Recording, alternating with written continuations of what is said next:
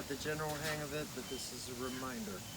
Because if you go to put the rig in gear and you don't actually make the shift fully into pump gear, what's this thing going to do when you start running the throttle?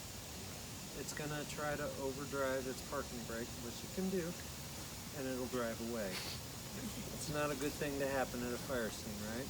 Okay, so when you pull up to a scene, the rig's already going to be running. You put it in neutral, pull your parking brake, right?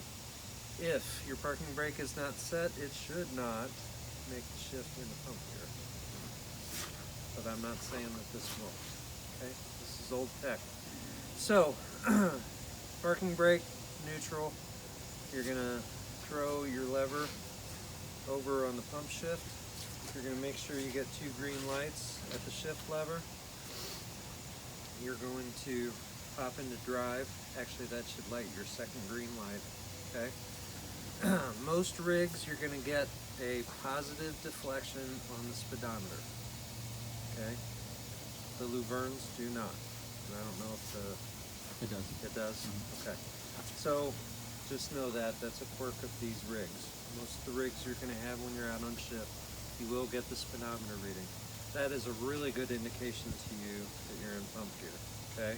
Because if it's showing you going 15 miles an hour and the rig isn't moving, then it's taking the reading back at the transfer case, and it's because it's reading your engine RPMs at the gear that it's in. You get the general idea. Okay, it's not moving forward. When you come back to the panel, everybody always says look for the green light, and that's good. All that green light tells you though is that the parking brake is set. That's it. Okay? So it'll do it even when you're not shifted into pump gear. Your definitive way is to look up here at your master discharge gauge, and if you have your tank to pump open and you're not connected to a hydrant, you should have a positive reading on your master discharge gauge. Your master intake gauge is going to be 0 because it might have 1 psi, remember, from head pressure in the tank. It's not any more than 2 or 3 feet above the eye of the pump, so it's going to be next to 0. Now, with that thought,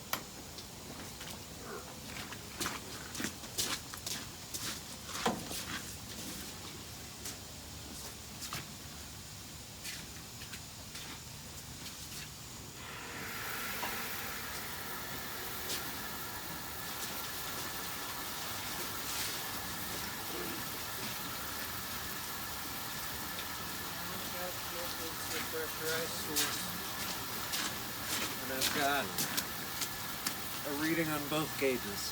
You notice they're the same. If the pump is not in gear, those readings will be the same because of the principle of static pressure. Everything within a static system is going to read the same. Okay? If the pump was in gear, I should have a positive intake reading, and I should have a reading on the discharge gauge that is higher, and that's with no lines open, nothing at idle. Okay, so just know, depending upon what your evolution, what your setup is, how you can tell from the discharge gauge if you're in pump gear. If you're operating from the tank, you're going to have a positive reading on the discharge gauge, 0 on the intake. If you're already hooked up to a hydrant, your discharge reading needs to be higher than the intake. Otherwise, you haven't made the full transition to pump gear. Okay? What's the answer if you don't shift into pump gear? Go back and do it again. Okay? Shift into neutral, unshift your pump back to road gear, and then repeat the process. Okay? Alright. This thing is leaking badly. I don't know what it is. I'm going to guess the clapper valve from the tank pump line is broken. So even if I had this open, it would be back feeding into the tank, filling the tank, and it's in spill. I've got it as sharp as I can get it. I'm guessing there's still some bypass leaking around that valve. that should not be happening. Alright? That's a maintenance issue. I'll set that at some point. We gotta get this classed. So we want to make sure I got an operating rig.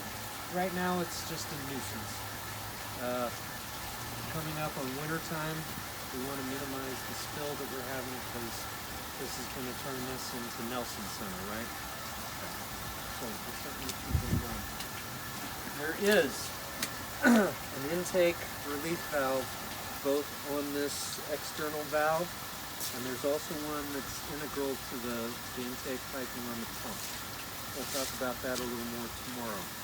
But there are occasions where you may be hooked up to a hydrant, and if the pressure on one of these is set too low, you are going to have water spill. And unfortunately, it's not something you can really take care of on the fire hydrant. It's going to be a maintenance issue. These valves spill right here, okay?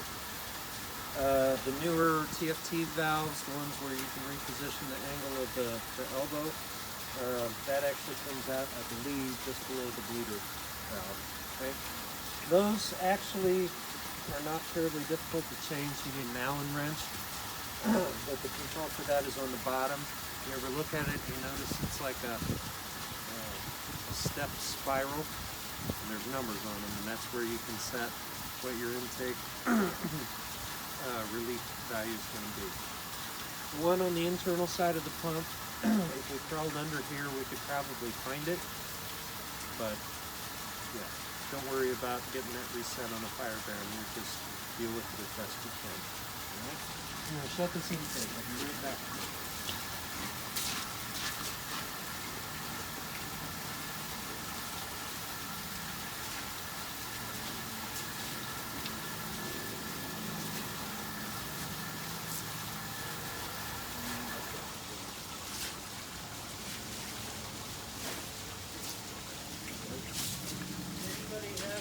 Any difficulties with getting the pressure relief valve set? No? Okay. Everybody seemed like they did a pretty good job. Something to keep in mind is this thing is entirely mechanical. The only wire going to it is the one that lights up that light. Okay? So just be aware that when you're resetting the valve, you want to be relatively slow. If I get on there and just go crank, crank, crank, crank, crank, the mechanics of the valve are not going to keep up with my motions, and it'll get to the point where all of a sudden, boom, the valve's open, and I have no idea how many turns it's going to take to get it back closed. Okay? Ultimately, when we're pumping, we want this to be closed, right? We're off. But we want it set to our highest pressure so that if we do get any surges on the line from the intake, or anybody shuts down a line and that water gets dumped back to the discharge manifold, that it's going to be able to take up that pressure and send the pressure back to the intake side. Excuse me. Everybody that I saw looked like they did a pretty good job with getting the valves feathered out. Just something to be aware of, especially on these Luvernes. They're old, and if you look at this rod, it's actually bent, and that's from people going like that. We want to try to avoid that as much as possible. I know some of us are height challenged, I'm not saying who, okay, but you want to try to keep as straight of a pull on that as possible. And I've seen, you know, the newer rigs have the pull-out steps. Those are good things to be on, so long as they're locked. I'm going to try to make sure that we get something that we can use as a standing pivot point just to work on that. I had a couple of gauges that were not working on this rig, and that's sad and unfortunate, and I'm going to try to make sure that that doesn't happen tomorrow. We'll have to change around our hose layout so we get on gauges that work. But ultimately, if this gauge is not working, the rig's out of service, or it should be, okay? And if we only need to get one line, this is going to get us close enough. If we need to get a second line, we can basically work on a guesstimate, Okay. What kind of a guesstimate? And again, this is kind of beyond FAE. This is fireground stuff. We look at our hose lines, make sure that they're not doing crazy things looking around, and the people that are on the nozzle are telling us pressure up, pressure down. Okay. We see that more typically with like a standpipe setup or something like that, where we don't have gauges that are in line beyond the FTC. But practically speaking, if we have to do that, then we have to do that. But you're going to be figuring, you're shaking your head. No, You're just sharing my pain if it comes down to that. Okay. No, thank you. I appreciate that. I need a little sympathy once in a while too. We haven't talked about yet the primer. Okay. We'll be talking about that more tomorrow. All right, with positive displacement pumps.